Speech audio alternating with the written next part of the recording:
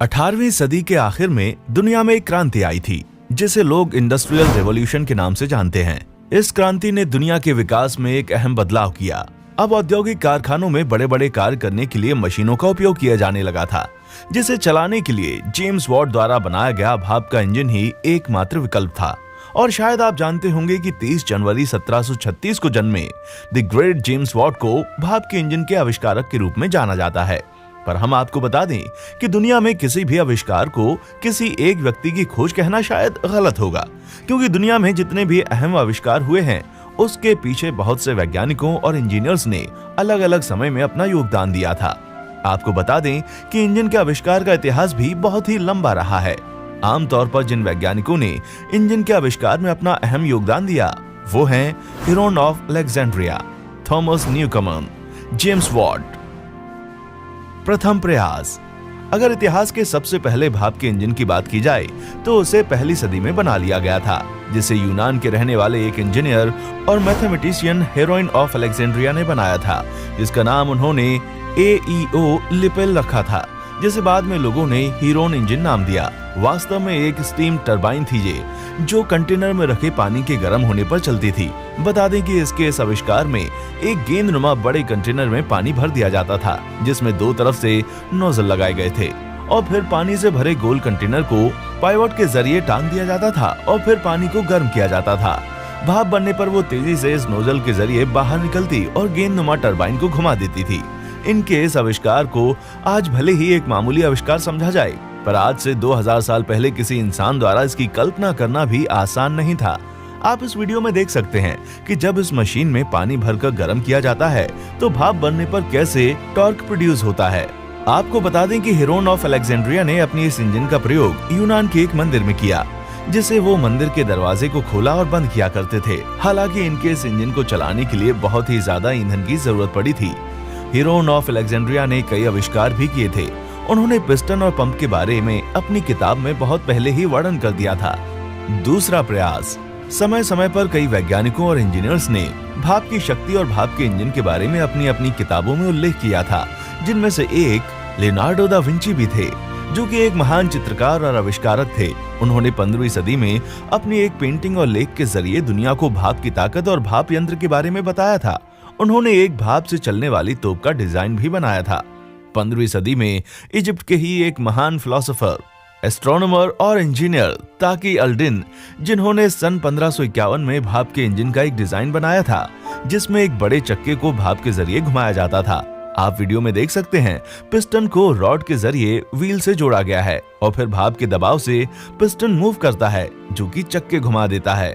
सन 1648 में John Wilkins नामक एक इंजीनियर ने ताकी अल-दिन की थ्योरी पर काम करते हुए एक स्टीम टरबाइन का निर्माण किया था। तीसरा प्रयास। सन 1664 में जन्मे ब्रिटिश इंजीनियर थॉमस न्यूकमन को दुनिया का पहला प्रैक्टिकल फ्यूल बर्निंग इंजन बनाने का श्रेय दिया जाता है। आपको बता दें कि थॉमस न्यूकमन ने सन 1712 में एक एटमॉस्फेरिक इंजन का आविष्कार किया था, जिसे आम भाषा में न्यूकमन इंजन कहा जाता है।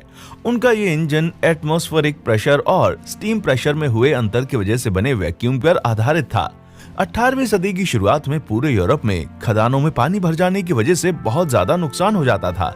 इस समस्या से निजात पाने के लिए न्यूकमन ने इस इंजन का आविष्कार किया था। इस आविष्कार के बाद पूरे इंग्लैंड और पूरे यूरोप में इनके बनाए हुए इस इंजन को खदानों में से पानी निकालने के लिए प्रयोग किया जाने लगा।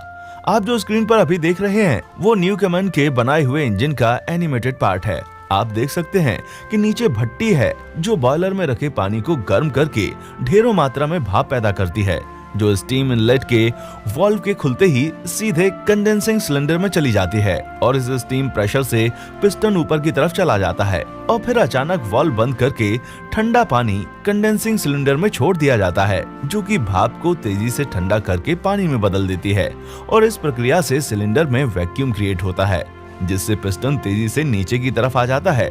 या यूं समझिए कि जब भाप का दबाव कम होता है तब एटमॉस्फेरिक प्रेशर बढ़ जाता है, जिससे पिस्टन नीचे की ओर चला जाता है और ये प्रक्रिया बार बार होती रहती है। अब कई लोगों के मन में ये सवाल आ रहा होगा कि कंडेंसिंग सिलेंडर में इतनी ज्यादा भाप थी, तो फिर पानी डालने से अचानक भाप इतने कम पानी में कैसे बदल गई।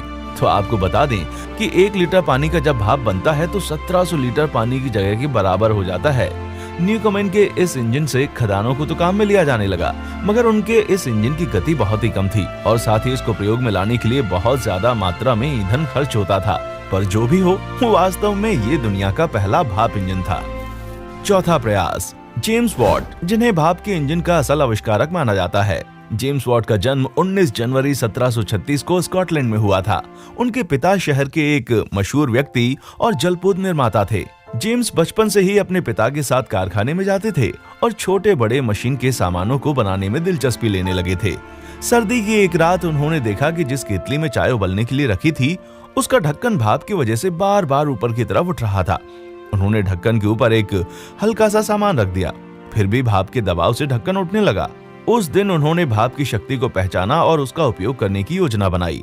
1753 में उनके माता की अचानक मृत्यु और पिता के कारोबार में घाटे ने उन्हें कम उम्र में काम करने पर मजबूर कर दिया। बाद में वो घड़ी निर्माता के यहाँ काम करने लगे थे।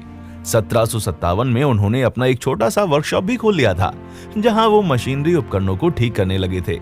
सन 1763 में उनके वर्कशॉप में न्यूकॉमेन का बनाया हुआ एक भाप इंजन ठीक होने के लिए आया। जेम्स वॉट को बचपन से ही भाप की शक्ति का आभास था। उन्होंने इस इंजन पर कई दिनों तक परीक्षण किया और इसमें कई गलतियां पाई। इस इंजन में सिर्फ एक ही सिलेंडर था, जिससे भाप नीचे पानी के कंटेनर में आ जाती थी, जो इंजन की गति को कम भी करती थी। जेम्स वॉट ने भाप को इकट्ठा करने के लिए इसमें एक और कंडेंसर लगा दिया और पिस्टन की पैकिंग को मजबूत करने के लिए एक वायु पंप लगा दिया और घर्षण रोकने के लिए ऑयल का प्रयोग किया और भी कई छोटे मोटे बदलाव किए, जिस वजह से जो ऊर्जा व्यर्थ हो रही थी वो रुक गई और इसकी गति में तेजी आ गई। इस तरह उन्होंने 1776 में एक सफल भाप का इंजन बनाया। भले ही उन्होंने न्यूकॉमेन के बनाए गए इंजन में सुधार किया था, पर आधिकारिक तौर पर जेम्स वॉट को ही भाप के इंजन का आविष्कारक माना जाता है। समय समय पर उन्होंने अपने इस इंजन में कई बदलाव करके इसमें काफी सुधार लाया था। इस आविष्कार की बदौलत उन्होंने काफी दौलत और शोहरत भी कमाई थी। फिर 25 अगस्त 1819 को इंग्लैंड में उनका देहांत हो गया। पांचवा प्रयास, रुडोल्फ डीजल। अभी तक हमने जितने भी आविष्कारों के बारे में इस वीडियो में जिक्र किया, उन सब इंजनों का प्रयोग आज के समय में लगभग पूरी तरह से बंद हो चुका है। पर सन 1858 में जन्मे रुडोल्फ डीजल ने 1897 में डीजल इंजन बनाकर एक कीर्तिमान रच दिया था। उनके बनाए हुए इंजन का प्रयोग आज भी पूरी दुनिया में किया जाता है। उन्होंने 1897 में 25 हॉर्स पावर के 4 stroke single cylinder diesel engine बनाया था, जो कि पूरी दुनिया के लिए एक मिसाल बन गया।